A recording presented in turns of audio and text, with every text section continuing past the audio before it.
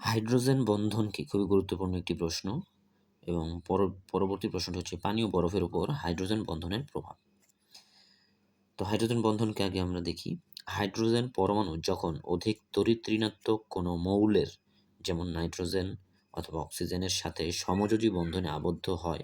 সমযোজী বন্ধনে মানে হচ্ছে যখন দুটি পরমাণুই একজন আরেকজনকে ইলেকট্রন শেয়ার করে, তখন সেটা হচ্ছে সমযোজী বন্ধন। তো যখন সমযোজী বন্ধনে আবদ্ধ হয় তখন তড়িৎ ঋণাত্মকতার পার্থক্যের জন্য হাইড্রোজেন পরমাণুতেও আংশিক ধনাত্মক, অর্থাৎ দুটি পরমাণুর মধ্যে তড়িৎ ঋণাত্মকতার যে পার্থক্য, সেই তড়িৎ ঋণাত্মকতার পার্থক্যের জন্য হাইড্রোজেন পরমাণুতে আংশিক ধনাত্মক ও অপর পরমাণুতে আংশিক ঋণাত্মক চার্জের সৃষ্টি হয়। এরকম কয়েকটি অণু যখন পরস্পরের কাছাকাছি আসে তখন তাদের মধ্যে যে দুর্বল বন্ধন গঠিত হয় তাকে হাইড্রোজেন বন্ধন বলে।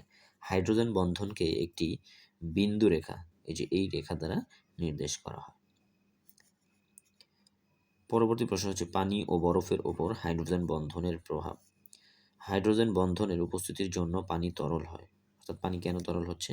হাইড্রোজেন বন্ধনের উপস্থিতির জন্য পানি তরল হয়।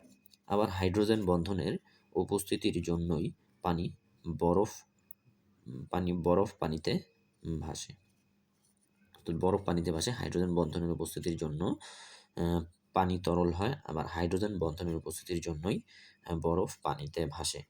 হাইড্রোজেন বন্ধন গঠনের জন্য বরফের পানির যে কঠিন অবস্থা, কেলাসে যথেষ্ট ফাঁকা স্থানের সৃষ্টি হয়। আবার হাইড্রোজেন বন্ধন গঠনের জন্য বরফের অর্থাৎ পানির যে কঠিন অবস্থা, সেখানে কেলাসে যথেষ্ট ফাঁকা স্থানের সৃষ্টি হয়।